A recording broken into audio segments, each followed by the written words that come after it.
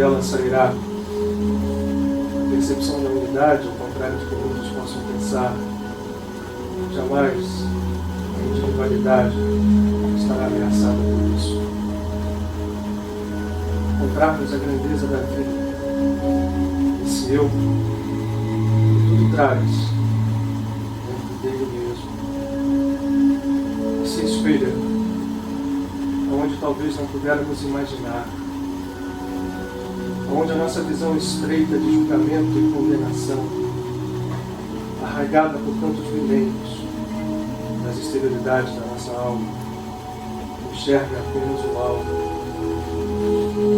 Esse eu sublime nos oculta, estará sempre ali, à espera de ser descoberto, de ser desvelado,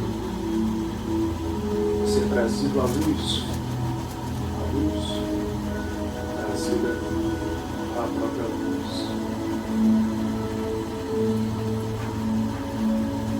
Cristo repetiu sempre ser esse o único trabalho que nos compete. Estar no Pai, viver no Pai, expressar o Pai, esse Pai grandioso que traz dentro dele a Mãe sublime, que traz cada um de nós, essa unificação onde desaparecem todas as percepções que levam às dores, ao sofrimento, à morte. Essa obra, ao contrário, realizada dentro de cada um de nós, promove a vida. Tudo o que queremos ainda que muitas vezes não saibamos. É vida plena, vida que cura por ser curada. Quando nos reunimos aqui, ainda que venhamos das dores de nosso dia a dia, das lutas, das angústias, ainda que as tenhamos todas, orbitando à volta de nossos corações, é o momento de buscarmos esta água renovadora, que vivifica, que traz vida, porque nesse momento também temos à nossa volta, temos junto a nós, seres que nos amam e que aguardam a mínima abertura, como do tamanho de um buraco de agulha, para fazer descer as bênçãos do divino. E o Criador, constante e incessantemente derrama, perfunde toda a sua criação em todos os seus universos, para fazerem em nós essas bênçãos tomarem demora e ali viver. Estão prontos a nos curar, aliviar nosso fardo, abrir nossos olhos, retirar deles os ardeiros, consertar cada uma das articulações que temos quebrado, cada uma delas, para que possamos estar de pé, renovados, filhos e filhas, não pedintes, não mendigos, não somos eternos pedintes. Pedimos sim, como um filho que pede ao seu pai, não como um mendigo que pede esmolas, ainda que seja ele merecedor de toda a compaixão, para que desperte também os seus filhos. E essa consciência, Senhor, que hoje aqui mais uma vez, reunidos em Teu nome, buscamos despertar, para que nossa alma que é Tua esteja também em Ti. Que Tu estás em nós. Tu és. Ao proclamar eu sou. Que a Tua presença esteja manifesta por todo sempre.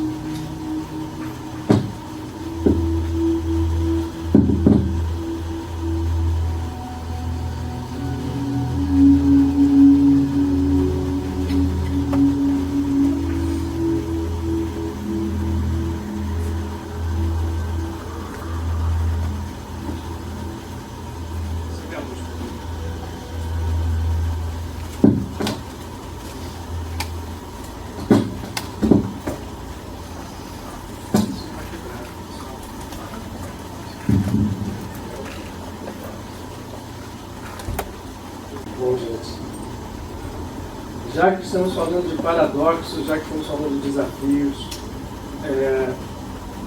vamos aproveitar o dia de hoje para examinar uma passagem que nós já examinamos aqui. Pena que o nosso tom não esteja hoje aqui, porque eu me lembro de Mendes, há uns 2 meses atrás, que nós não tínhamos, falamos exatamente sobre isso, porque estávamos num momento como estamos hoje, em que essa passagem das Escrituras, a Torá, é estudada mais de perto pelos místicos, tanto cabalistas como linkados à tradição hebraica de uma forma geral, e também, de uma certa forma, pelos místicos cristãos.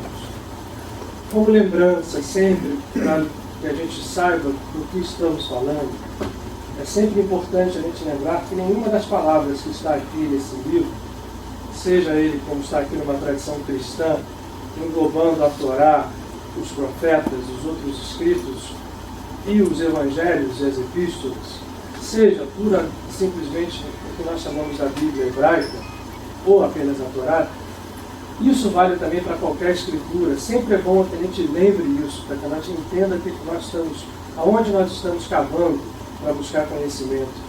É sempre bom lembrar que nenhuma dessas escrituras deve ser lida ou deve ser entendida apenas ao pé da letra, no seu sentido literal. Na verdade, o sentido literal, a história, ainda que ela faça todo sentido, como faz nesse trecho que a gente está lendo, é uma história que é contada no começo, meio e fim, tem personagens, mas esses personagens, essa história, são apenas roupagens para sentidos mais e mais profundos. Isso significa que quando a gente aborda qualquer passagem, seja do Evangelho, seja do Antigo Testamento, como vai ser o caso hoje aqui, na semana passada nós fizemos isso, fazendo a comparação de duas passagens, né? Na semana retrasada também, é isso que os nossos amigos têm nos orientado, significa que a gente entenda o significado profundo e para quê? Para que isto reflita na nossa vida. Nenhum encontro nosso aqui vai ser efetivo se a gente apenas sair daqui deslumbrado com insights que nós tivemos apenas no nível da intelectualidade, do entendimento. Só vai ser efetivo se o que nós fizermos em conjunto aqui, não há palestrante, não há mestre aqui. Nessa casa não existe mestre, não existe professores. O que existe aqui somos nós todos aprendendo juntos. Só vai fazer sentido o processo se nós sairmos daqui mobilizados a sermos mais próximos da fonte que nos criou. O que significa isso? Sermos melhores, aparelhados para podermos agir na nossa vida de uma forma eficaz, prática. Ainda que esta forma prática, num primeiro momento, possa se chocar com os conceitos que nós temos de praticismo, de coisas práticas. Mas o fato é, nós chegamos a um novo tempo e esse martelo a gente vai ficar batendo com ele incessantemente. A gente chega a um novo tempo em que a civilização não se encaminha, ela já está no que a gente poderia chamar, por falta de um nome melhor, de era do espírito, onde o espírito cada vez mais vai mostrando que a substância real é ele. Nós somos ele, tudo é ele, não há nada fora dele. E esse espírito é a expressão mais próxima do que nós também parcamente conhecemos, parcialmente, incompleta, de forma completamente incompleta, que nós chamamos de Deus. Então é hora de desafios profundos, mas recompensadores, para que nós mexamos as nossas naturezas, porque se nós formos parar para pensar, definitivamente não tem havido solução por meio delas. Não é verdade? Todo mundo continua sofrendo, todo mundo continua. A gente às vezes acha que a solução passa por um tipo de ação aqui, melhor assado, e dentro dessa visão menor, o que importa não é isso. Muito bem posto pela Rosa. A gente tem que mergulhar lá dentro. E lá dentro a gente vai achar uma fonte inesgotável. E hoje a gente vai procurar mergulhar lá dentro de uma passagem intrigante da Escritura, lembrando que eu falei, na busca dos sentidos mais profundos. Faz tudo a ver, tem tudo a ver, porque essa passagem ela é estudada nesse período. Então, significa que as energias espirituais vinculadas a esse conhecimento também trabalham. Esse mês é próprio para isso. O mês, quando se chama do milagre, o primeiro milagre é esse, de nós entendermos a natureza da vida e a nossa própria natureza, mergulhando dentro de nós mesmos. Eu falei na semana passada aqui da escada de Jacó, quem estava aqui lembrando. O episódio da escada foi um sonho que Jacó teve antes da sua vida se desenrolar. Hoje a gente vai falar de um episódio depois que toda a sua vida indo. Lembre-se, estou contando uma história aqui, mas nós vamos mergulhar dentro dessa história. Toda a sua vida sendo recomendado por seu pai e por sua mãe, depois que seu irmão gêmeo, Esaú, vendendo a sua primogenitura e se sentindo traído por ter ele, Jacó, recebido a bênção de seu pai Isaque no lugar do primogênito que era Esaú, fantasiado pela sua mãe, ou seja, uma burla, né? Aí a mãe o fantasia, bota um pelo de cabra porque o Esaú era peludo, o Isaac era cego, a bênção acontece, e Jacó, com a ira de Esaú, que queria matá-lo, é orientado a fugir para a terra de Pad-Aram. Esse nome tem um significado, depois a gente fala dele, e vai casar com as filhas de seu tio, as duas mulheres de Jacó, Lia e Raquel. Desse casamento surgem os 12 filhos que vão dar origem às 12 tribos de Israel. Mas não é só isso. Jacó passa neste período 20 anos morando com seu sogro Labão. E nesse tempo ele constrói uma fortuna sólida, tanto para ele quanto para o seu sogro, porque ele cuidava dos rebanhos, ele cuidava de tudo, e ele fez um acordo com o seu sogro e ia prosperando. Ele se lembrava daquele primeiro sonho, onde ele tinha recebido uma promessa, e essa promessa divina era de que Deus estaria com ele. Nós falamos aqui na semana passada dos significados disso. Jacó é a prefiguração da nossa natureza crística, né? Jacó situa-se entre os outros dois patriarcas, seu pai Isaac e seu avô Abraão, como uma figura de equilíbrio, que vai prefigurar o aparecimento da consciência messiânica em nós, e toda a sua história tem que ser entendida nesse aspecto. Então ele passa 20 anos, se torna alguém próspero, e de repente ele resolve sair da casa de seu sogro, porque ele começa a perceber que o seu sogro o está prejudicando. E ele foge com toda a sua família, seus servos, seu gado, tudo que ele tinha, primeiro provocando a ira do sogro, que não entende nada e vai atrás dele. E quando encontra, diz assim: mas vem cá, você saiu e fugiu, você podia ter falado comigo, podia ter chegado e me avisado. E aí os dois se entendem, não é esse o ponto que a gente tem que trabalhar hoje aqui. Depois de muita conversa, fazem um pacto, e Jacó está indo e fugindo para onde? Lembra daquele sonho lá da escada?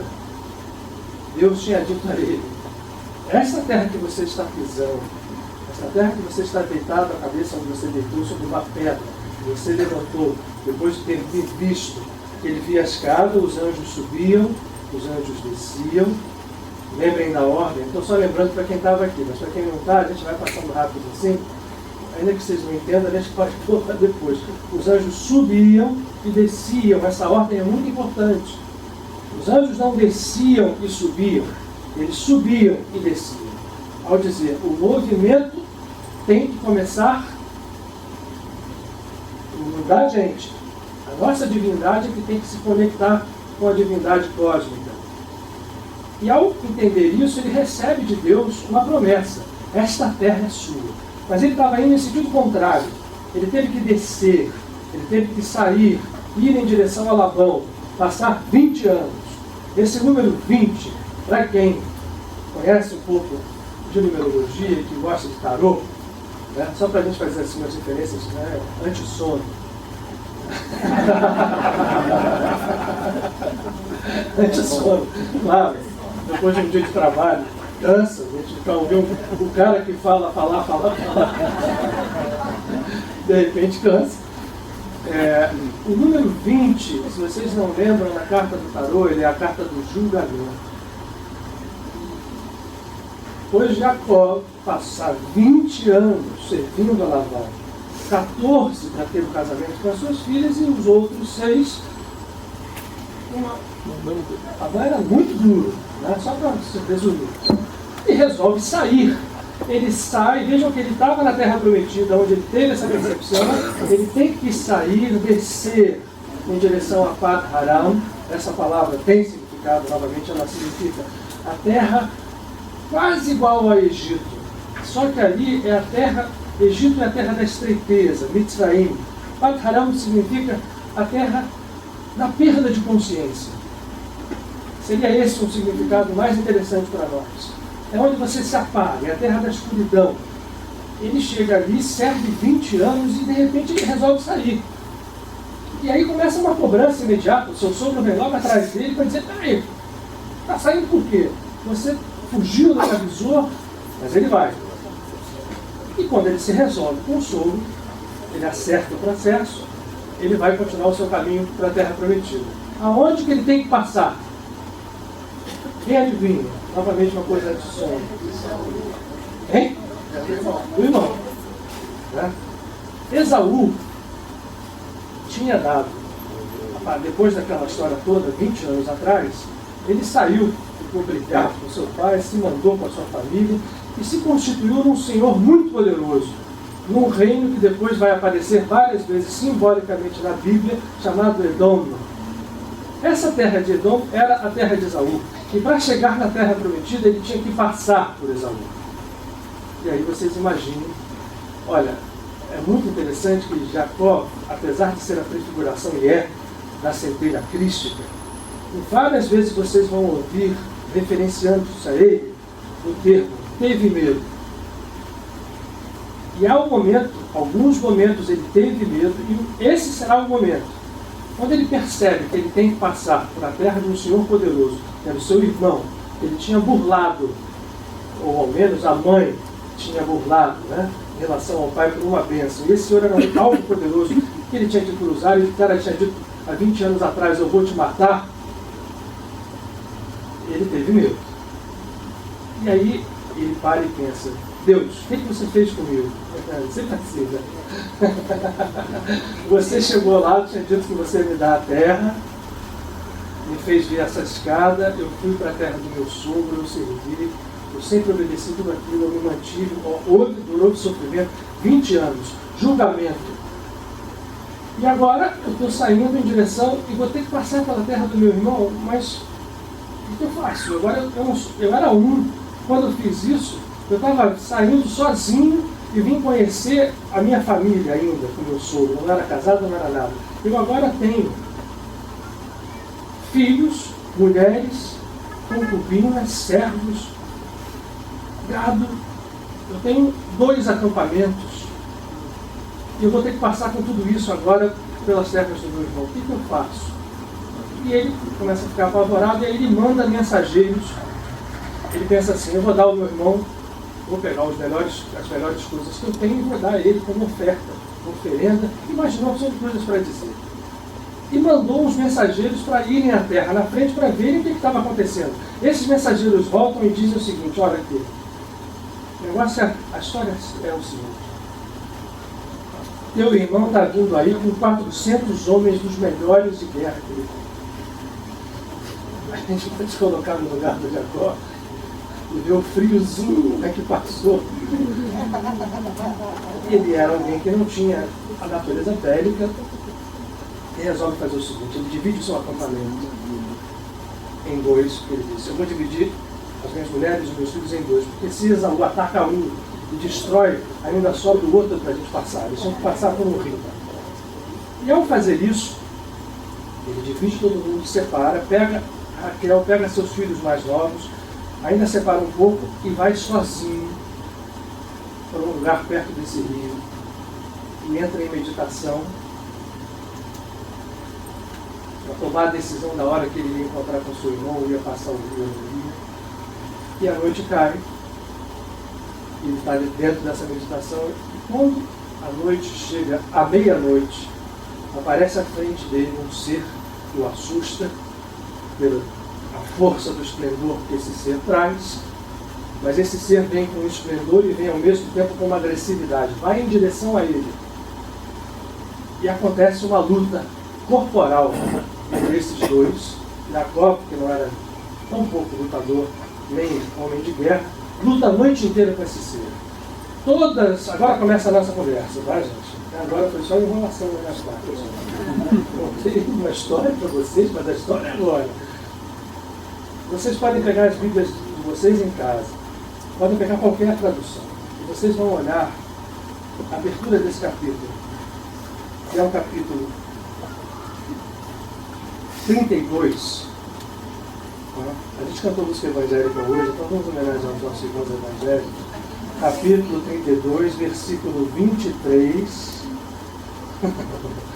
e diz: Jacó luta com Deus. Eu vou ler para vocês. É último. Levantou-se ainda de noite, tomou as duas mulheres, as duas crianças, as duas escravas, desculpem, os 11 filhos e passou o val do Yabok. Ele os ajudou a passar a torrente, fez atravessar tudo o que tinha, e quando Jacó ficou sozinho, um homem se pôs a lutar com ele e lutou até o romper da hora. Vendo que não podia vencê-lo, esse homem atingiu-lhe a articulação da coxa, de modo que o tendão da coxa de Jacó se deslocou enquanto lutava com ele. O homem disse a Jacó, no final abraça, puxa e diz assim: eu não te solto. Agora estou dizendo a vocês escritos talmúdicos, outras tradições: eu não te solto enquanto você não me abençoar. E o homem diz a Jacó: solta-me, pois a aurora já surge. Jacó respondeu: não te soltarei se não me abençoares. E o homem lhe perguntou, o homem a ele: qual é o teu nome? Jacó. E ele lhe disse: de hora em diante já não te chamarás Jacó, mas Israel, pois lutaste com Deus, com os homens e venceste. E Jacó lhe pediu: dize-me por favor o teu nome. Mas ele respondeu: por que perguntas o meu nome, que é maravilhoso? E ali mesmo o abençoou. Jacó deu a esse lugar o nome de Fanuel, que significa: eu vi Deus face a face e minha vida foi poupada. O sol surgia quando ele atravessou Fanuel, mancando, e por isso os israelitas não comem até hoje o nervo da articulação da coxa. Nesse momento ele ergue os olhos e vê seu irmão Esaú, que vinha com 400 homens. Ele reparte os seus filhos entre Lia e Raquel, vai à direção de Esaú, pôs-se à frente e, ajoelhando-se aos pés de seu irmão, se prostrou à frente dele 7 vezes. Esaú correu ao seu encontro, abraçou-o, beijou-o, lançando-se-lhe ao pescoço, e chorou. Ambos puseram-se a chorar. Depois, levantando os olhos, Esaú viu as mulheres e as crianças e perguntou: quem são estes que trazes contigo? Jacó respondeu: são os filhos com que Deus presenteou teu servo. Aproximaram-se as escravas com os filhos, se prostraram. Aproximou-se também Léa com os seus e se prostraram. Depois chegaram Jacó, Raquel e José, e todos se prostraram. E Esaú lhe perguntou: o que pretendes com todos esses rebanhos que vim encontrando? E ele disse: conseguir favor de meu senhor. E Esaú respondeu outra vez: eu já tenho bastante, meu irmão. Fica com o que é teu. Ah, não, respondeu Jacó. Se eu alcancei teu favor, então aceite da minha mão um presente, pois vim à tua presença. Essa é a frase mais importante desse capítulo, para que a gente entenda o que nós estamos falando. Vim à tua presença como se vem à presença de Deus. E tu me acolheste. Aceita o presente que te mandei levar, pois Deus me ajudou e não me falta nada. Tanto insistiu que Esaú aceitou e lhe disse: vamos andando, eu te farei escolta. Mas Jacó lhe respondeu: meu senhor sabe muito bem que há aqui crianças franzinas que tragam ovelhas e vacas com crias. Bastaria um dia de marcha forçada e todo o rebanho morreria. Disse Esaú: passe na frente de seu servo e eu seguirei lentamente o passo dos rebanhos, que vão na frente até que meu senhor alcance a seguir. Olha, essa passagem é uma coisa belíssima. Talvez aqui esteja toda a semente do processo que nós precisamos fazer quando a gente se decide a encontrar a nossa natureza crística. Vocês querem ver? Agora vamos mergulhar profundamente no significado disso. É muito interessante que quando você olha e vê as interpretações, mesmo no Zohar, quem era Esaú? Esaú era o irmão gêmeo de Jacó. Né? Genialidade, uma semelhança partida. Apesar dos dois serem gêmeos, eles tinham diferenças profundas. É a dualidade que está sendo posta nesse momento e muito claramente em conflito. Simbolizam o quê? O nosso mundo, que é dual e jamais vai deixar de ser dual, porque a criação se estabelece, pelo menos essa que nós conhecemos aqui, está estabelecida em polaridades. Essas polaridades que deveriam ser... Cadê o negócio que estava aqui? Tiraram? Deu cupim. E aí quebrou? Está sendo refeito. Quem lembra que ali no quadro tinha um símbolo enorme, preto e branco, que você já deve ter cansado de ver? O símbolo do tal, o Teidi, que são... Tão bonito isso aqui, Rosa, que eu não tenho que parar de apagar o que você vai escrever. Não, porque todo mundo sabe qual é, mas as minhas habilidades... Cara, ele tem um trauma de criança, né? Legal, aquele caderninho de pintura. Sol.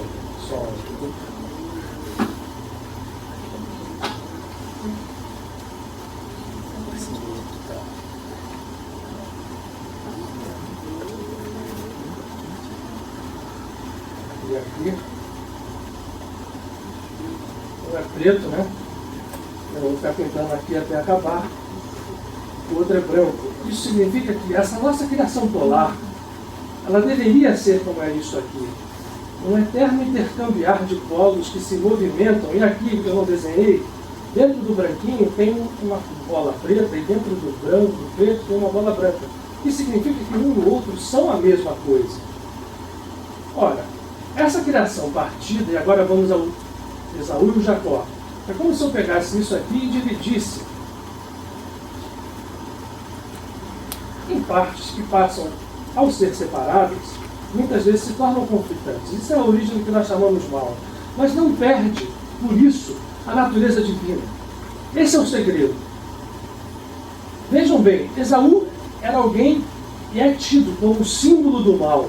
Mesmo para os sábios cabalistas, Esaú está ligado a um arcanjo. Eu não vou nem dizer o nome dele aqui, porque eles orientam até que não se diga esse nome, porque esse arcanjo é um arcanjo, quando essa polaridade se quebra, que passa a ter forças que não são forças, na verdade.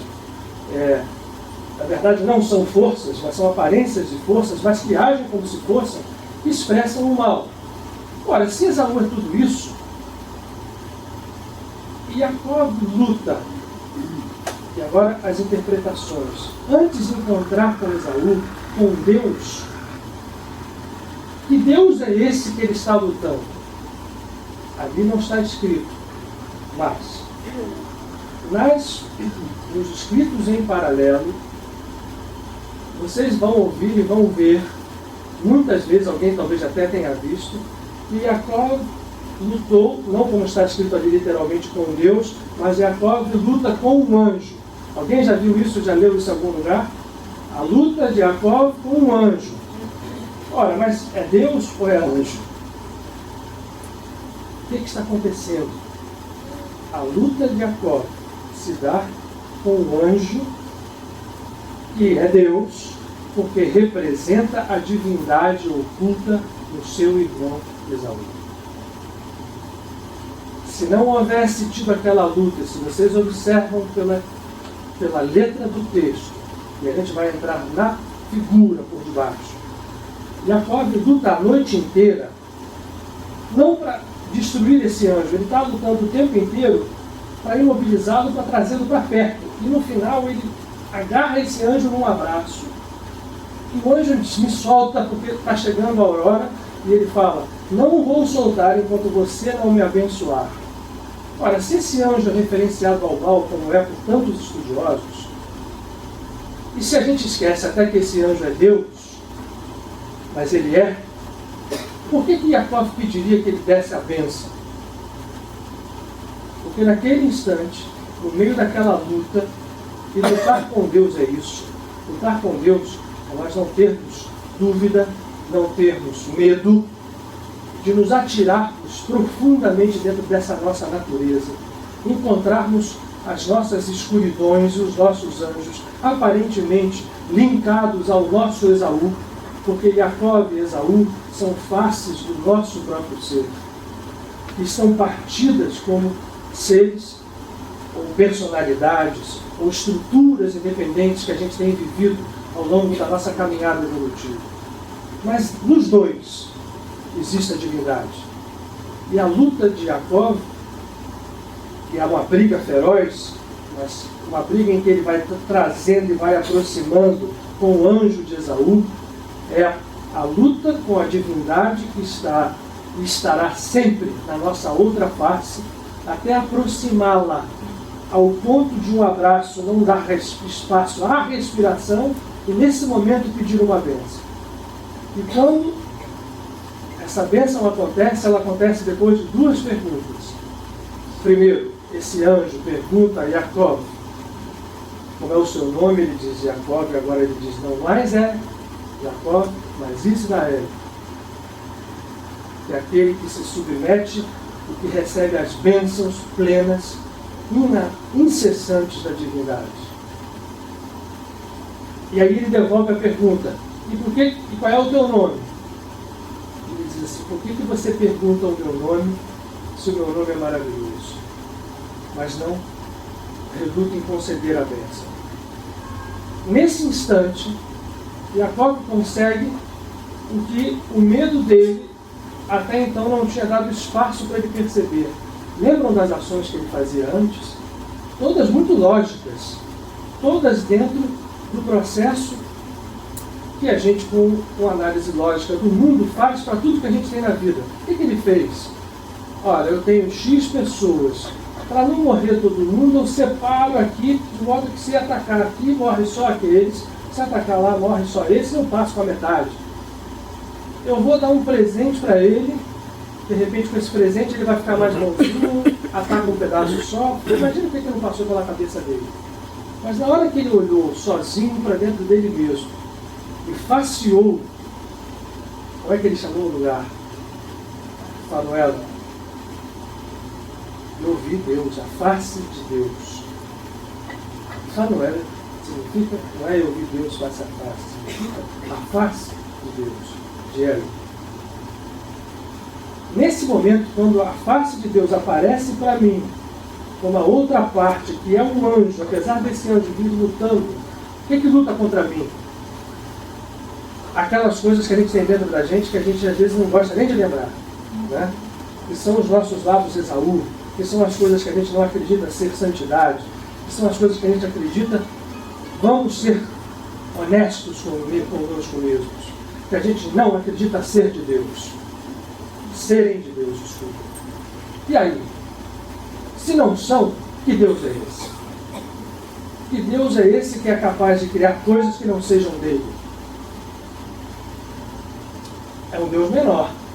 Se Deus cria algo que está fora do seu controle, que toma forma e se chama mal, e passa a ter uma força que luta contra a força do bem, nós estamos errados.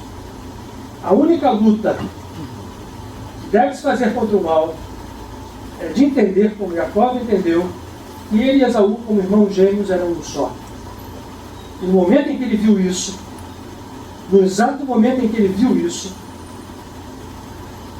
ele, ao abraçar, ao enxergar isso face a face, ele viu a divindade por detrás de todas as aparências, da luta enorme que houve à noite.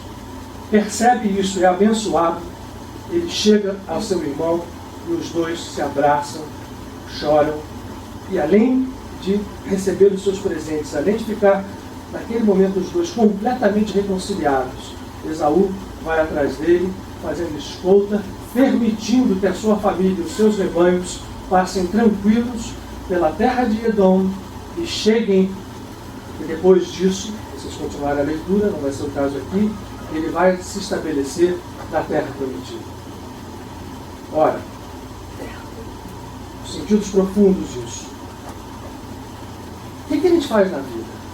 Como nós acreditamos em duas forças, como nós achamos que o mal exista como uma força separada, e aí nós estamos ofendendo a Deus. Ofender ao divino significa acreditar que o mal possa ser uma força separada dele, que tem que ser destruída porque não tem nada a ver com ele. Isso é não entender a divindade. Entender a divindade significa nós olharmos o mal corajosamente, face a face, passarmos através, até por uma luta, para enxergar que ele, e por isso o nome do capítulo é esse, apesar de ele chamar de anjo, anjo de Esaú, é verdade que é um anjo, é verdade que é um anjo de Esaú, mas a verdade maior é de que é Deus. E o divino, quando visto assim, faz com que o Esaú, que era expectado como alguém que fosse destruir os acampamentos, que foram divididos em dois. Vejam como a gente dualiza tudo, como a gente acha que tem que, para ganhar, tem que fazer uma percepção de coisas separadas. Quando Esaú, o anjo de Esaú abençoa Jacó, Esaú vai agir agora, mas não como aquele. Imagina o seguinte, gente, olha como essa passagem é bonita. Mais do que bonita, é eficaz. Qual é a eficácia disso para a nossa vida? É o que a gente vai falar ainda hoje. Vocês acreditam que se não fosse esse processo de encontro com a face divina do anjo do seu irmão, que vinha num primeiro momento lutar contra ele, né? Mas que essa luta ele percebeu que era uma luta de abraço, de trazer para perto, de desfazer o mal, por fazer com que o mal mesmo o abençoasse. Se fosse isso, imagine o seguinte, qual é a lógica da história? Tem um cara que se considerava, pelo amor de Deus, numa visão superficial, ponham-se no lugar do Esaú. A Bíblia e as histórias da Bíblia são altamente instigantes, são paradoxais. Elas vão de encontro às nossas crenças de julgamento, de retidão. Ponham-se no lugar da mãe dos dois, Rebeca. Ela sabia que o primogênito era Esaú, e sabia que Isaac, o pai, preferia Esaú, mas ela sabia também que o processo teria que passar por uma subversão da lei que dizia que o primogênito deveria receber obrigatoriamente a bênção. O que ela faz? Ela fantasia o seu filho. Ela pega um bode, pega a pele do bode, põe lá, bota as roupas do outro nele, aproveitando que o pai estava cego, e faz com que a bênção chegue. Põe-se no lugar do Esaú, quando soube disso, e ele ficou. E esses 20 anos, vocês acham que Esaú não estava doido para reencontrar o seu irmão? E o que aconteceria num reencontro num nível pura e simplesmente de conflito? Uma batalha, os dois iriam... Os dois não. Esaú ia passar por cima de Jacó, porque ele era um homem de guerra e Jacó era alguém que tinha prosperado como um comerciante, como um produtor. Só que o processo que se dá é surpreendente. É tão surpreendente que surpreende os próprios estudiosos. Se nós vamos olhar o próprio Zohar, no primeiro momento, ele vai falar o tempo inteiro da ligação de Esaú com esse anjo que eu não estou falando o nome. Enquanto a posição a Metatron, que é o anjo da face. Quando a gente olha direitinho no próprio Zohar, você vai perceber que esse anjo da face está por detrás desse outro. E a destruição desse outro não passa por uma guerra aberta no mesmo nível, passa por você enxergar a divindade. O que é prático na nossa vida?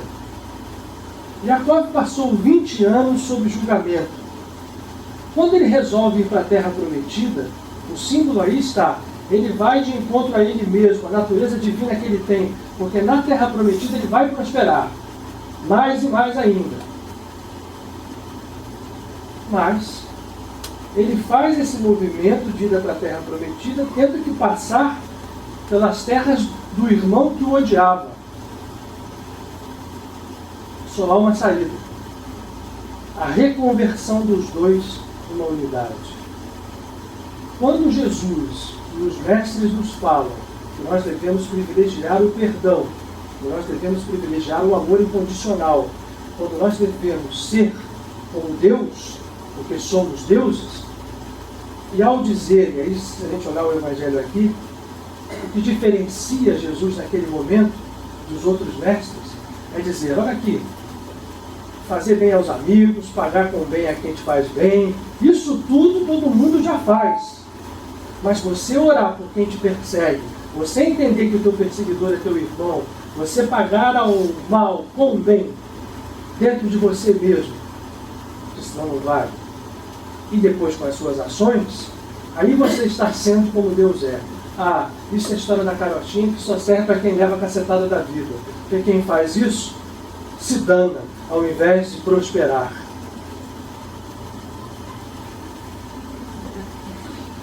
Até ontem isso era mentira, sempre foi. Essa história que eu dizia até ontem isso era verdade, nunca foi. Quem tem a coragem de fazer essa luta, a única luta que importa é a luta com esse tipo de anjo, com esse tipo de ser.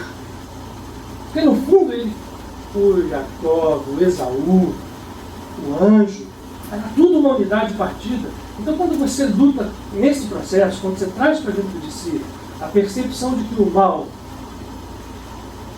de si mesmo não tem força, isso é um trabalho de consciência, por isso ele é simbolizado numa luta. Quando você tem essa consciência, você se torna inatingível pelo mal. E melhor, você passa, o primeiro passo é você ser inatingível pelo mal. Aí você está imune, porque a pessoa que faz isso, faz como? Vamos lembrar. Instituindo dentro de si mesma a visão de não julgamento. Não julgar significa estar aberto para amar incondicionalmente. Amar incondicionalmente significa que você tem que ter passado pela estação do perdão. E significa não se sentir ofendido. Ou, enquanto você se sente ofendido, você perdoar. Quando você já não se sente mais ofendido por aquilo que poderia ofender, você está vencendo a luta e o mal passa a te abençoar permanentemente, ao contrário de te fazer mal. E aí você passa, depois desse primeiro processo, então tudo que preconizou Jesus e todos os mestres, a união com o divino, é algo extremamente prático, porque funciona na nossa vida. É que a gente tem medo de experimentar, e na hora que tenta experimentar, na primeira coisa que aparentemente sai do lugar, a gente corre e foge para o nosso refúgio do mesmo de sempre. Só que o mesmo de sempre, os 20 anos, é como se o Jacó de repente chegasse ali, parasse na beira do rio, visse o seu irmão e falava: oba, Labão. Porque o Labão fez, o acordo do Labão com ele era o seguinte: vem cá, por que você está indo embora? Você tem tudo aqui. Mas ele percebia que ele não tinha tudo. E ele, se chegasse lá com medo e voltasse ao mesmo de sempre, ele iria colher frutos muito amargos. Não colheu, porque teve a coragem de passar e expressar a divindade que havia dentro dele. Jacó é o Cristo prefigurado. Tanto que ele é visto, semana passada nós divulgamos o nosso...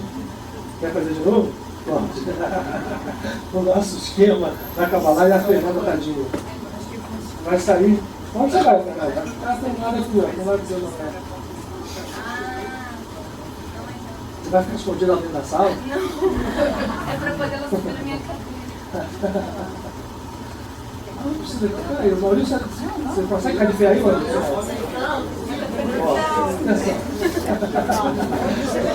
Já foi. A gente foi condicionado de usar... Vamos lá, a gente tem um tempinho para conversar, mais ainda agora. Sei lá, Não é aula de Kabbalah não pra gente. na nossa herança, principalmente cristã, né? Você seja errado, você seja certo, 100%, aí você faz alguma coisa que você associa sempre a imagem do teu pai, da tua mãe, de alguém, pô, já pisei na bola, fiz o negócio errado.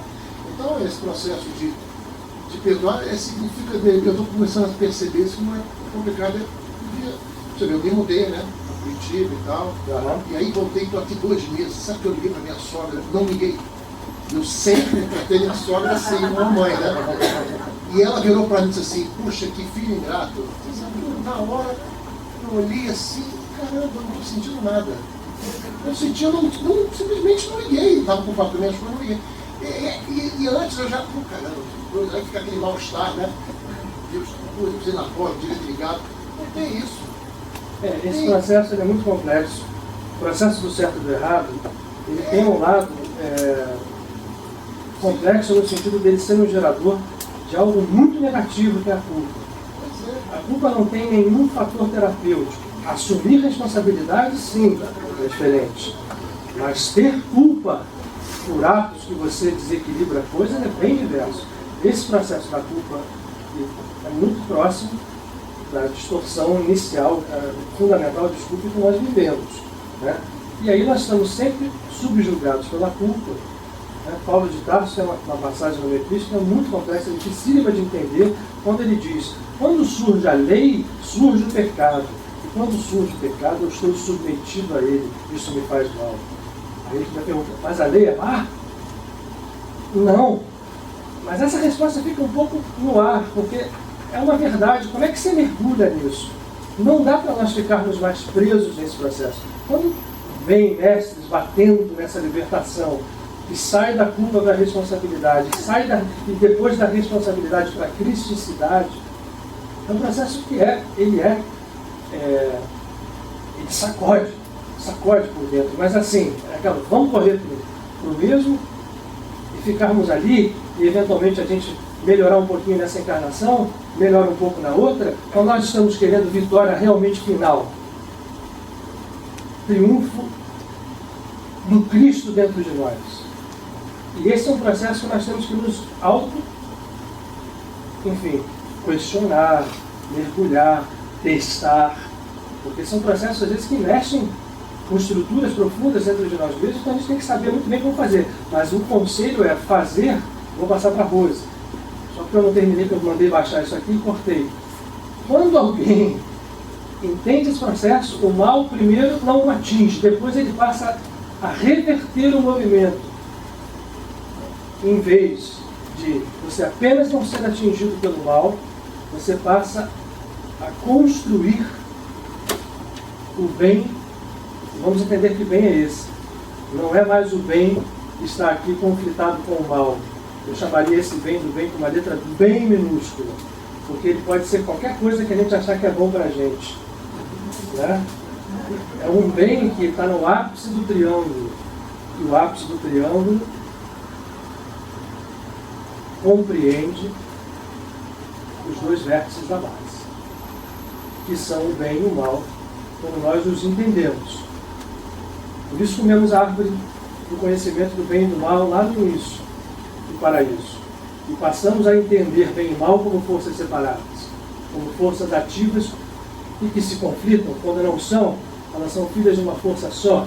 Esse processo, quando atingido, nos torna imunes ao mal e geradores do verdadeiro bem. Nós passamos a transformar as nossas vidas e transformar depois, em consequência, a vida daquelas pessoas que estão convivendo conosco no processo de coencarnação. Porque, desculpa, Rosa, então vou te passar ali, mas coencarnação significa o seguinte: se nós estamos aqui, nós estamos coencarnados uns com os outros. A nossa encarnação, pela afinidade que nos liga no caminho que a gente vem, nos aproxima. Então, o que nós vamos fazendo em nós mesmos vai influenciando primeiro a partir dessa família coencarnada, e depois vai atingindo. A gente já viu o poder das redes, né? Às vezes você lança um negocinho, tem lá um salmo que diz: não tenha medo de atirar seu pão às águas, porque aquilo vai bater e vai fazer um processo. Isso vale para qualquer coisa, e vale para este conceito também. Quando a gente tem consciência que você age no seu pequeno grupo, num nível muito profundo, esse processo de transformação começa a ganhar força de um tsunami do bem, vamos chamar assim. Agora, e por isso que a gente às vezes despreza os movimentos mínimos que nos cabem. Ninguém é salvador do mundo, no sentido que a gente entende salvamento do mundo, mas nós todos somos salvadores do mundo. Rosa, eu te passo aí. Sobre a ferida de Jacó, né? A importância exatamente. Bom, pode ser que a interpretação que eu tenha não seja, e aí você me complementa. O que acontece? Ele fica manco. Bom, existem várias interpretações para isso. Eu vou desenhar uma aqui, porque eu acho que a gente não tem Vocês estão vendo esse nome maravilhoso que está posto aqui? Aliás, uma coisa que veio aqui, não tem nada aparentemente a ver, mas vai ter. Essa história de a gente fazer as coisas todos os dias de uma forma inconsciente, eu já falei isso. Você reparou que quem é que reza aqui todo dia o Pai Nosso e a Ave Maria? Uau!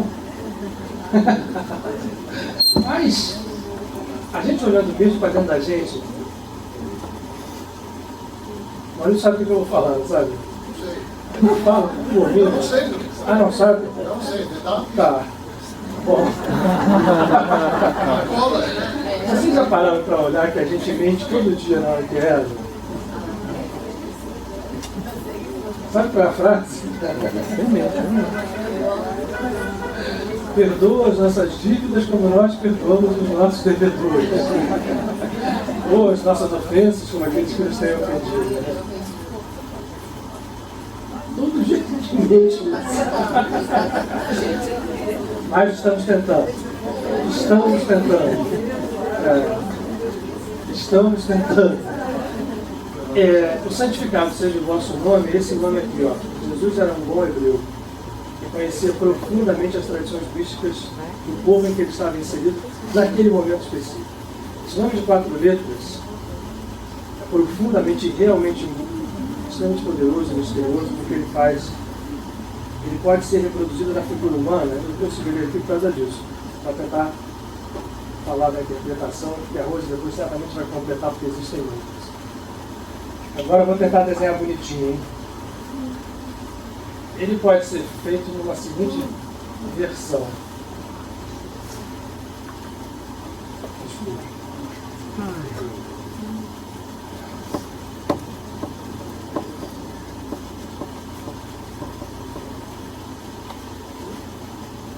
Feio dessa, mas acho que vocês vão descobrir aqui o óleo sagrado dentro desse esquema. Eu não consigo fazer isso, não. Não qualquer um fazer isso aqui. É uma letra difícil. Parece um homem. Ah, eu queria isso. Então, consegui.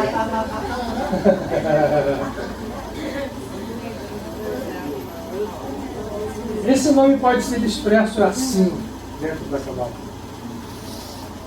Yud, que é a letra primordial, é a letra do milagre, é posta muito justamente na cabeça. O primeiro rei, que aqui está, é posto no tronco, porque ele é direcionado à fonte divina maternal criadora, a alma feminina, mas a mãe divina. O tronco, na espinha, é o Vav, essa letra que está aqui. Lembrem quem estava semana passada? Lembra da escada, quando a gente falou, primeiro sobe e depois desce? Esse Vav é um gancho lançado para cima, por isso ele é representado na nossa coluna vertebral, que a coluna é a árvore da vida em nós, então a gente sobe por ela. O Vav representa isso, representa tudo, né? Olha aquele aqui, ó. Vocês estão vendo ele aqui no meio desse esquema? Abarcando tudo o que está aqui, ó. Essas 6 sefirotes aqui são representadas por essa letra Vav, que é a coluna, que é onde a gente tem a divindade latente dentro de nós. Inclusive Jacob, que está aqui nessa bolinha amarela.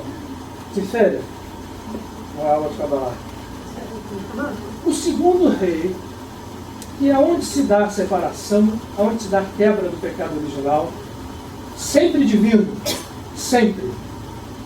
Mas no primeiro momento, afastado por nós mesmos, que somos seres divinos e resolvemos romper.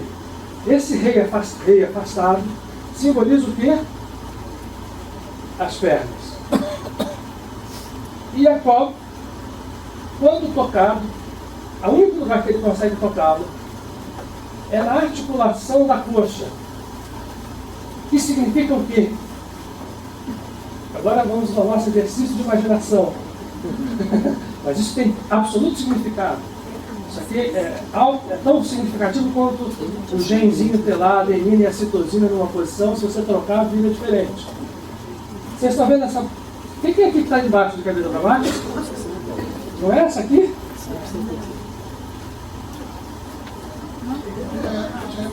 Não é?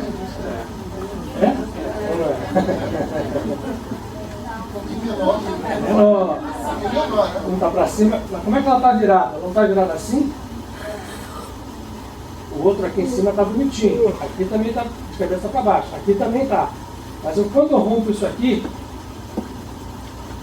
o rompimento da articulação significa o quê? Ao mancar, é porque eu ainda estou titubeando em ter certeza de que a divindade está em mim. Essa letrinha, eu estou falando de divindade, que essa letra é tida como, depois do Aleph, é a letra mais sagrada dentro do alfabeto hebraico, porque ela é uma letra que flutua. Essa letra não tem base, ela nunca é escrita sob linhas. É chamada letra do milagre, porque ela tem dentro dela tudo. Ela está vinculada, vocês vão ver lá, ó. Olha aqui onde ela está. Esse reino que se chama Atzilut é o reino do nome, é o reino acima de toda a criação, onde não há universos, apenas a divindade está presente ali, no seu mistério, na sua grandiosidade, na sua inominabilidade. E nesse momento, esta letra, porque tudo é Deus, se reproduz aqui embaixo, de cabeça para baixo, invertida, para dar origem aos mundos criados. E quando Jacó vai ter esse encontro, num primeiro momento, ao ser tocado, significa, olha aqui, vai mancando para você lembrar que você tem um trocinho aqui que trabalhar. O que é? A divindade perdida dentro de você.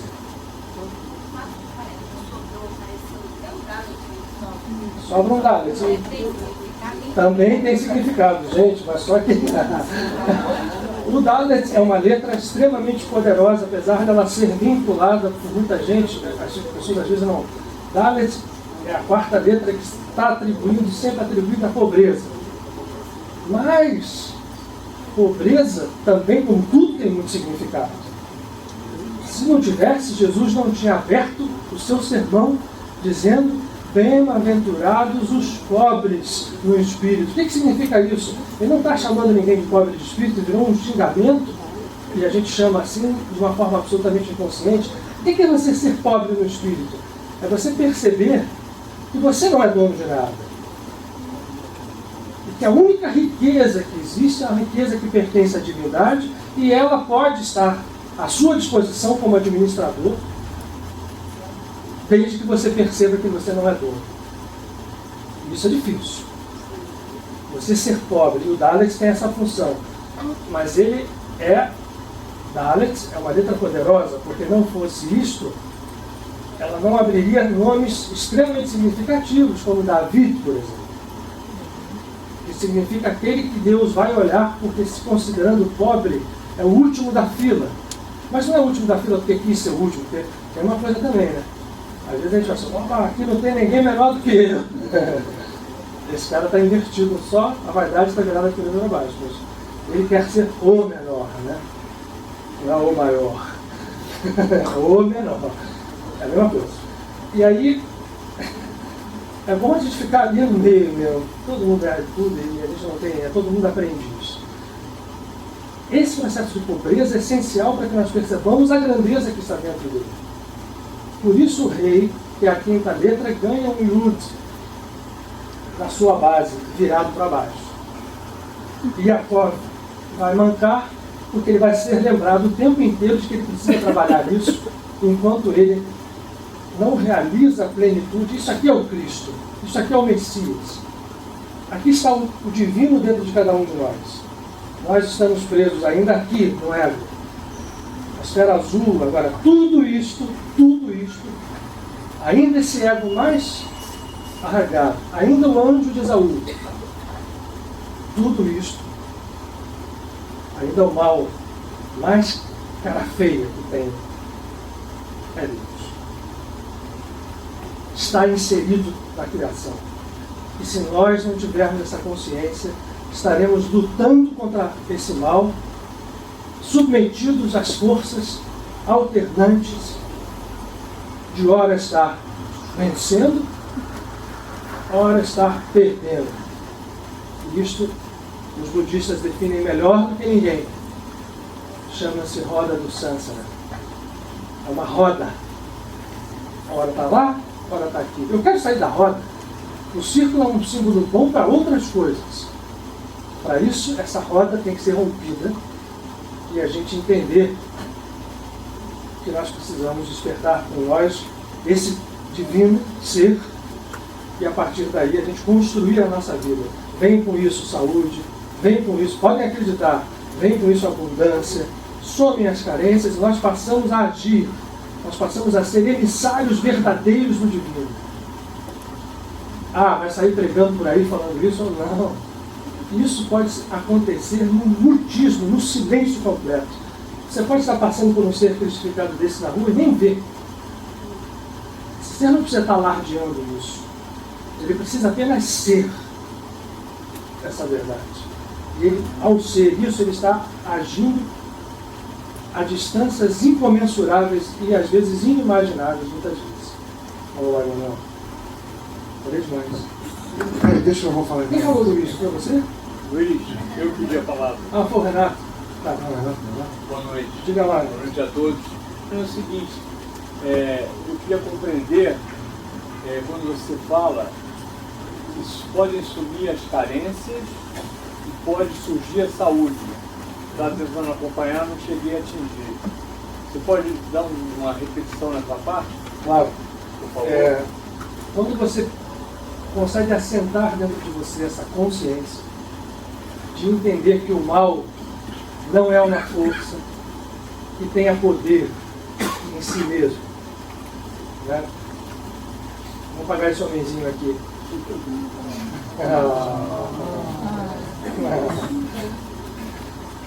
Vamos para o símbolo que eu só tracei no ar. O vértice desse triângulo é o que nos importa.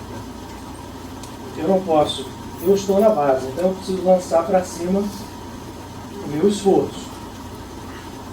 Mas se eu fico aqui nessa linha, vamos chamar esse ponto aqui de bem, o inverso, e esse aqui de mal. Se eu fico aqui, eu vou estar trafegando numa mesma linha e não enxergar que essa força daqui não é nada. Se a gente não entende de onde ela saiu, a fonte está aqui. E, portanto, quando eu estou aqui, é melhor que a gente seja. É melhor que se parta daqui, faz mais sentido. Tá? Então, recomendo que todo mundo saia daqui, é melhor. É mais fácil. Vamos procurar ser melhores com os outros, entender. Mas isso não nos credencia nada. Se nós não tivermos consciência de que está aqui, então eu não preciso combater nada que está aqui. Ao contrário, eu preciso enxergar nesse apenas o ponto que liga a esse aqui. E quando acontece isso, Renato, esse mal que pode ter tanta influência, imagina que isso aqui fosse duas bolinhas se empurrando, e a hora, a daqui está empurrando a outra, está ganhando, mas vai acontecer muitas vezes, quando ela chega lá no outro ponto, ela fala, onde é que eu estou? Eu estou no berço do mal? Eu venci o mal e encontrei o mal no seu próprio berço? E às vezes o mal vem aqui empurrando, chega aqui, encontrei o bem, mas nenhum dos dois encontrou nada. Quando eu consigo perceber que a fonte que me interessa é essa, eu ganhando essa consciência, tudo aquilo que o mal teoricamente pode fazer a mim deixa de acontecer. E aí vai acontecer tudo o que a gente imagina que o bem possa trazer, mas de verdade. Então, quando eu foco aqui, eu passo a lidar com esse espaço aqui, com esse plano, e não mais com uma linha. Nesse plano está tudo aquilo que nós precisamos. Vai estar a abundância, a cura, porque ligado aqui, eu completei o triângulo. Tudo isso é símbolo, tá, gente? É só um instrumento de trabalho para que a gente possa entender. A gente tem que mergulhar mais profundo nisso. Quando eu compreendo isso, o mal que me afetava deixa de me afetar e, portanto, vai surgindo, dentro desse plano novo, tudo aquilo que eu quero que aconteça na minha vida. Mas antes eu queria de uma forma distorcida, agora isso vem naturalmente. Passa a vir porque eu passo a olhar o mundo. Quando eu não enxergo o mal, vamos só lembrar, o que eu estou fazendo? Para não enxergar o mal, eu tenho que amar incondicionalmente. Por isso o amor é uma forma completamente ligada, o verdadeiro amor, a esse vértice. e eficaz, unicamente eficaz.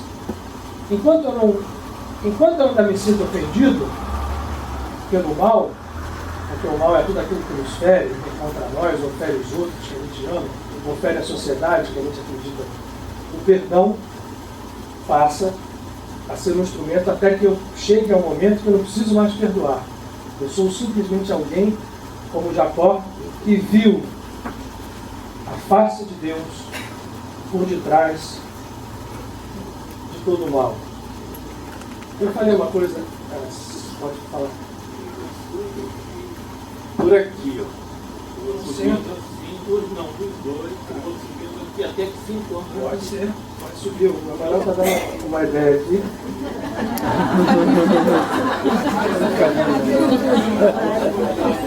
Exatamente, ele está falando uma coisa importante. Se você subir por um lado só, você de uma certa forma está desequilibrando. A subida por aqui, na hora que você chegar aqui, como se todo o ciclo é perfeito. Né? Mas ele está falando uma coisa mais ou menos assim, ó. Mas certo, é isso mesmo. Oi.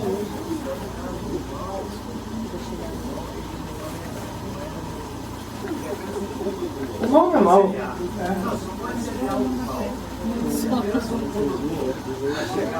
Olha como bate na cabeça da gente. Não é fácil não, gente. Olha só, não vou dizer que é fácil, porque eu vou estar mentindo.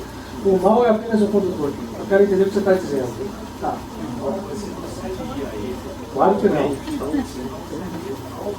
Aham.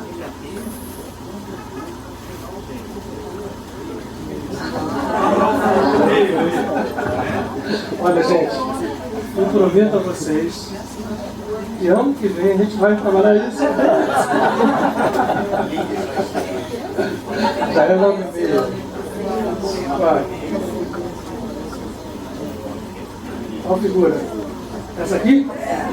Pode parecer. Você lembra a escada de Jacó? Verdade, parece mesmo. Parece mesmo.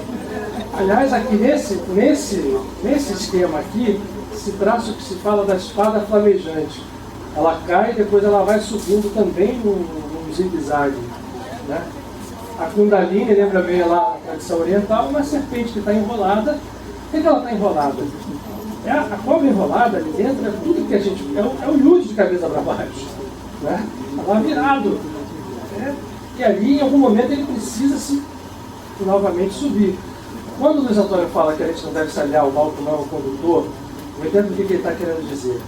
Mas é porque eu tive que ficar falando isso para vocês agora aqui.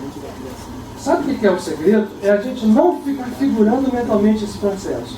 Por quê? Nós estamos tão milenarmente atrelados a esta árvore do conhecimento do bem e do mal, que o processo nos choca quando a gente vai tratá-lo apenas de forma intelectual.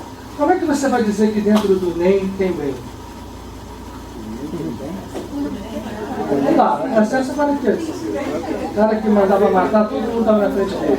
Só que eu vou dizer uma coisa, eu sei de pessoas que conheceram o NEM quando criança, de jovem, e que viram atitudes altamente nobres dentro dessa pessoa. Então, assim, que processo é esse? Quando a gente está nessa história do julgamento, a coisa mais importante é nós julgarmos os outros. Eu vou terminar, porque a gente já é 9h30. Então, eu sei que o sono acabou, está todo mundo animado. Ó, estou te falando? Fala, Rosa.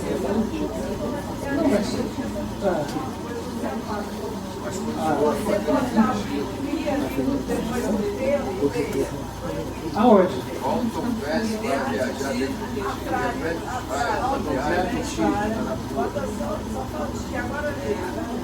Faltam-te pés para viajar dentro de ti. Bota um R aqui também. Viaja dentro de ti. Então tira o padre, né? Tá. Faltam-te pés, viaja dentro de ti. E reflete com os raios do sol a viagem.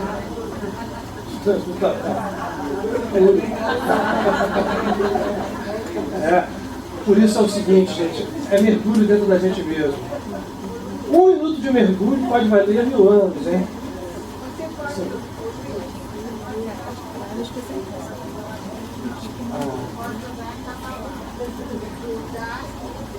É, claro, dar e receber. Não, é uma boa educação. Se Deus criou tudo, O mal seria só querer receber para si mesmo. mas ainda assim, isso tem a ver com Deus, gente. Não vamos tirar Deus dessa história. A gente, vamos tirar o mal, dar e receber, o mal é assim, mas sabe?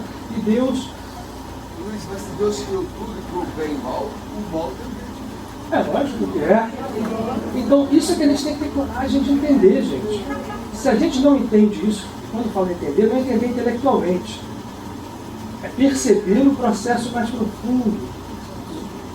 Porque o fato é, a gente está mergulhado nele para sair. A opção nossa é não sair dele por um longo tempo. Eu sempre faço, às vezes, essa pergunta. Quem de vocês aí está a fim de ficar preso no tempo como nós o conhecemos? E graças a Deus, desde que o Einstein veio ao mundo, já sabemos que o tempo é extremamente relativo. É relativo. Não tem isso relativo.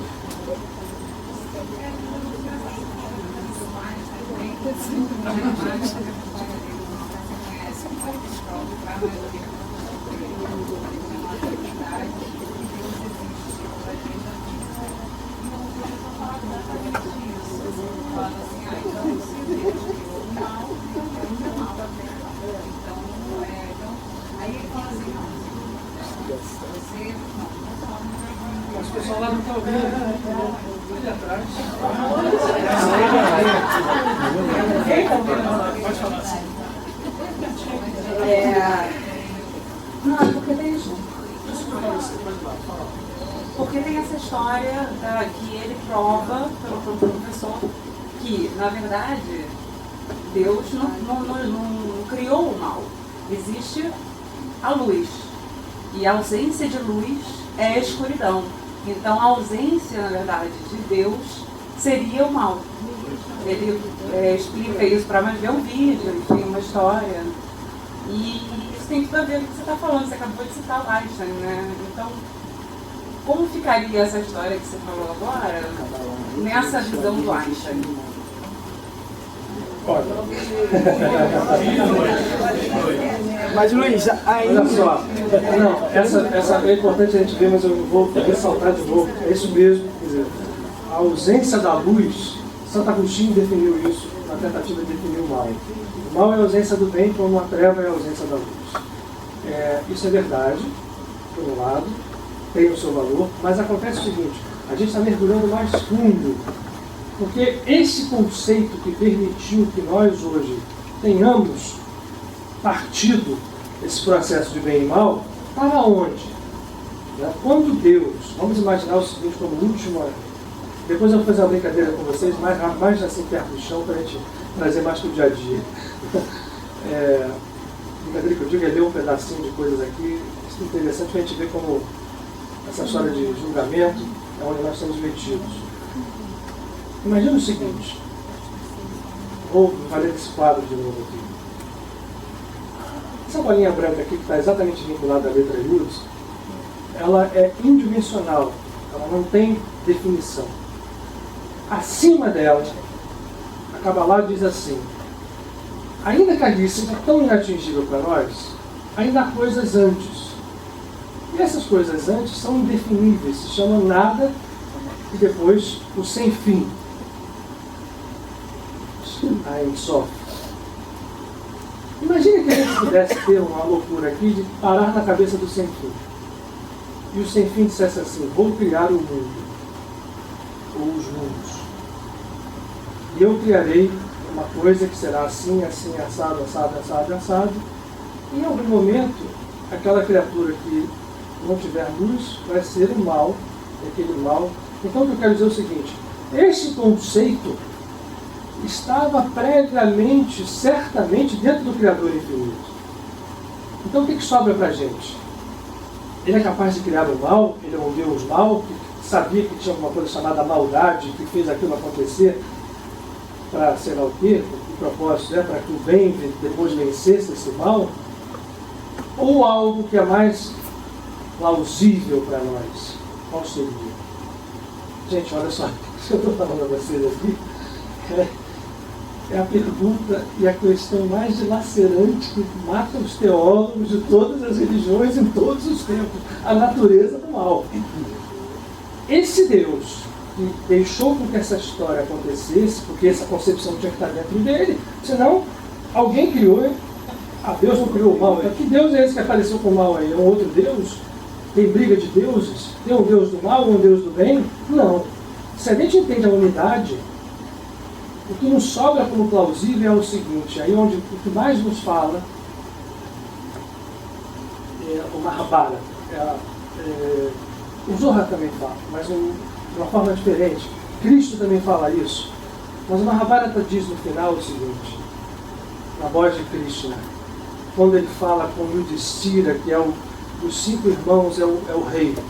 Ele diz assim, você vê agora que no paraíso estão juntos todos aqueles que guerrearam na batalha de Kurukshetra, e aqueles que você pensava que eram seus inimigos, e que eu falei para você guerrear, estão aqui e entraram antes dos seus irmãos. O que fica plausível nessa história é o conceito de bem ou de mal é algo ainda para nós completamente incompreensível se nós lidarmos com as concepções que nós temos agora. Se nós olharmos com os olhos divinos, e é isso que nós estamos sendo chamados a fazer, desaparecem os dois. É essa coragem que nós temos. Francisco de Assis, quando fazia a sua prece, todas as manhãs dizia, Deus, que eu possa ver o mundo com os olhos divinos.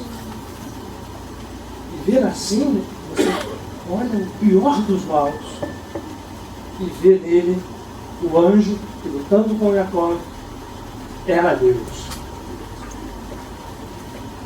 Não era outra coisa. E, portanto, ele lutou com Deus, ainda que na figura de alguém que lhe parecia ser o anjo do seu irmão mau. E a sua luta terminou numa bênção. E essa bênção terminou numa reconciliação. E essa reconciliação terminou numa redenção. Isso é a redenção. Isso é a salvação. Ela não está no tempo, não está no espaço. Não vem ninguém de fora pegar a gente e salvar. Essa salvação a gente encontra quando a gente faz com que esse conceito saia da nossa esfera intelectual, que a gente fica tentando achar explicações, e entre em plenitude dentro da nossa visão da vida. E aí, novamente as palavras de Cristo, como o sol brilha todas as manhãs sobre os bons e os maus, Deus não faz essa acepção, que a luz do sol se levanta para os dois, assim também seja a luz de cada um de vocês, brilhando sobre todos eles, porque essa luz é a luz verdadeira, é a única luz, não são luzes parciais. E nessa luz não há ausência, só plenitude. E essa plenitude está, isso é que a gente tem que ficar, sabe, não está longe, não está na mão de apenas um Salvador, nem de nenhum santo em particular, nem de nenhum avatar que tem isso como particular, como propriedade própria, e aqui vem às vezes nos dar uma migalha. Não é. Essa luz está e é dentro de cada um de nós uma realidade oculta, morta, sem estar morta, mas é uma realidade. E nos cabe fazer o trabalho de ela surgir, e esse trabalho é muito simples. É mais simples do que parece. O que nos é pedido são movimentos pequenos no nosso interior. Isso se reflete nos nossos atos. E mais do que nos atos, se reflete na própria expressão do nosso ser. Ainda que em silêncio, daquilo que eu falei para vocês, às vezes a gente vai passar, o Zé Caldas trouxe aquela Inhaxica de Baipendi. Alguém duvida que aquela criatura fosse um ser crucificado, ali na sua simplicidade? Não tinha nenhuma coisa. Einstein também foi, então tudo é válido. Santo Agostinho foi, Francisco de Assis foi, Padre Pio é, mas nós também somos. Ainda que possa parecer que não tem muito o que dizer, eu acho que tem mais que a gente, sabe, experimentar isso dentro da gente. Cada dia. Se pudesse ser uma mensagem para passar para o outro ano, para que a gente pudesse ter isso como realidade na nossa vida. Eu não tenho dúvida que todas as nossas dúvidas vão começar primeiro a tomar outra forma e depois, como ilusão que elas são, essa palavra é dura, que pode parecer até brincadeira ou né, desprezo, não é? Essas dúvidas como ilusão que são, quando a gente percebe essa realidade, vão cedendo espaço. Aquilo que deve acontecer na nossa vida, que é a abundância. Senão Jesus não tinha feito uma oração. Jesus no Pai Nosso não pede em nenhum momento, em nenhum grande mestre, que a gente pegue a nossa cruz e carregue. Essas são inserções que são postas no Evangelho. Jesus não tinha nem cruz, como é que ele ia pedir cruz para carregar se né? Cada um pega a sua cruz e carregue? Só foi acontecer aquilo lá no Calvário. Antes ele foi dizendo isso, claro que essas são inserções postas para ocultar as verdadeiras palavras dele, que foram: eu e o Pai somos um. Eu estou em vocês, portanto vocês e o Pai comigo são um. Mas não é Jesus Cristo que está falando isso. Apaga a figura humana, é a natureza divina que está nele. Então, o Messias, sim, porque o Messias é uma consciência, é um estado de consciência que brilha pleno. Foi no Jacó, foi em Jesus, foi em Maria Sogananda, foi em Francisco de Assis, foi na Inhaxica, foi no Chico Xavier, foi em pessoas que às vezes a gente não olha assim, aparentemente não dá nada, e portanto pode ser em cada um de nós. Então, gente, é o penúltimo do ano, já passei 15 minutos dessa hora. Sócrates diz: sente como o sol ilumina tudo.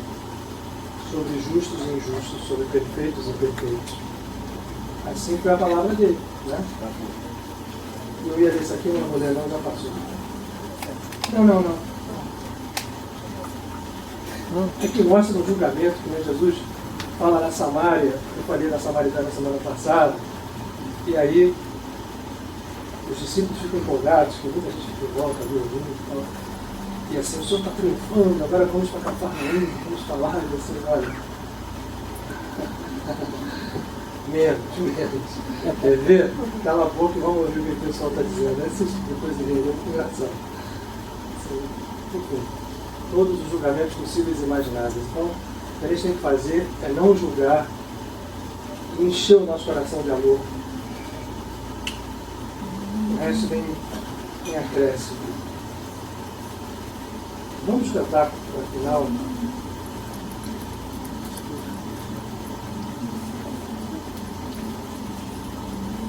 Vamos deixar acordado com a música na cabeça, você vai poder lembrar do cajado. Vou me deixar no chão. Porque Jacob saiu fugido, correndo, só com um cajado. E ele, quando voltava cheio de bênçãos e de bens da terra prometida. Então, esse cajado simboliza, ao simbolizar a nossa coluna vertebral, a força divina que está em nós. Por isso é que a meditação, o Yogananda fala tanto de meditar. Meditar significa esse mergulho interno, você vai descobrir esse sabor, essa fruta paradisíaca, esse fruto da vida que está dentro da gente. A coluna então serve como isso, é um cajado. Né? Não é à toa que o cajado é um símbolo também, Emanuel, boa lembrança. O símbolo mercurial de Hermes, que a medicina depois trouxe, a serpente dupla, ondeando à volta de um cajado, a unidade se fundindo a dualidade num ternário, que é um. Então vamos cantar essa música com uma oração final. Observem a letra. Eu achava legal, Maurício, que você cantasse primeiro, e as pessoas que soubessem logo te acompanhassem, mas depois, o que acontece agora aqui, gente? A oração final é um momento muito importante. Agora que a gente, porque também, né, vamos também fazer menos, também um pouquinho, não vamos nos exigir tanto. Não é proibido pedir, ao contrário, a gente pode pedir muito. A oração pode ser, sim, um pedido. Nesse momento, não tenho dúvida que cada um de nós aqui tem um pedido para fazer. Talvez muitos. Fazer em conjunto uma força maior ainda. Antes que a gente cante, vamos ficar assim só uns minutinhos, preparando o santuário da nossa alma para que a oração seja eficaz. Isso significa, não é fazer um inventário de quem a gente ofendeu, quem a gente tem que pedir perdão, não. Vamos só simplesmente pensar que a partir desse momento, quando eu disser, perdoai, Pai, as minhas dívidas, porque eu perdoo quem me deve, seja cada dia mais verdade dentro da nossa caminhada. Quando eu disser,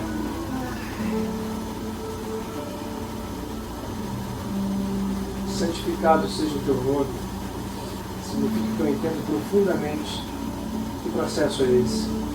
A unificação do nome divino significa nós agirmos dentro da divindade. Isso faz com que a nossa oração vá subindo, vá ganhando asas, vai estruturando forças, vai nos limpando por dentro, vai limpar a nossa caminhada, vai limpar aqueles que amamos, vai abençoar quem não está aqui, vai transformando tudo em um. Essa música fala desse movimento.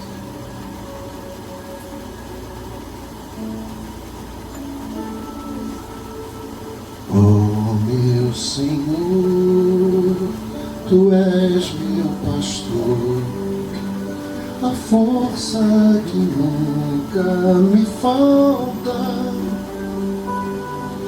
Guia-me às águas tranquilas do amor, desperta Cristo interior.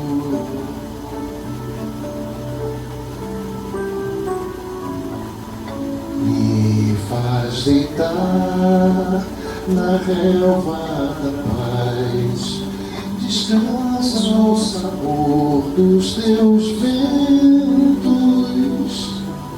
sempre conduz para o teu cais, o barco dos meus sentimentos, mesmo passando pelo vale da tristeza, o teu cajado com certeza não me deixará no chão.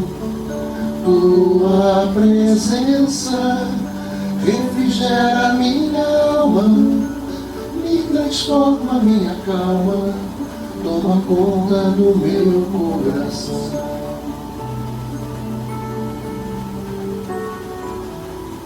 Com tuas palavras a me inspirar pelos caminhos da vida, minha oração ao te buscar encontra tua mão estendida, mesmo passando pelo vale da tristeza, o teu cajado com certeza não me deixará no chão. Tua presença refrigera minha alma, me transforma minha calma, toma conta do meu coração. Tua presença refrigera minha alma, me transforma minha alma, toma conta do meu coração.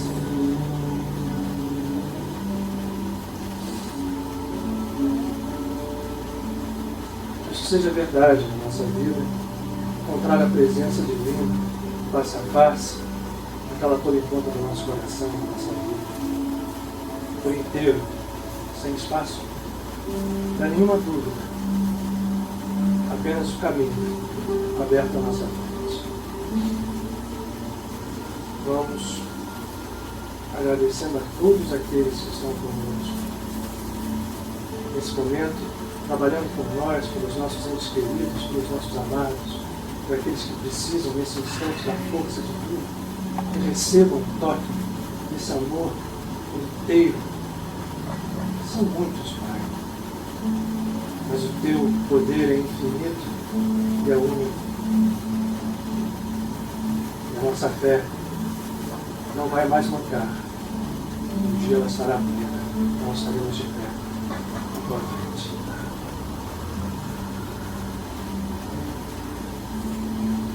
Que a paz seja conosco.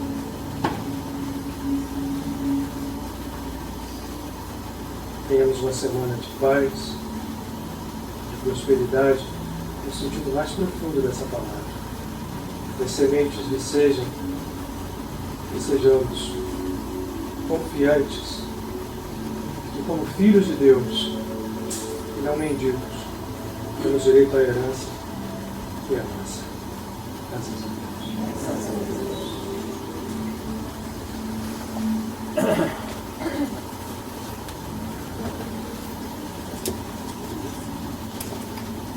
Obrigado por acender as luzes, desculpem o atraso. Só falta uma semana, a próxima semana está de férias.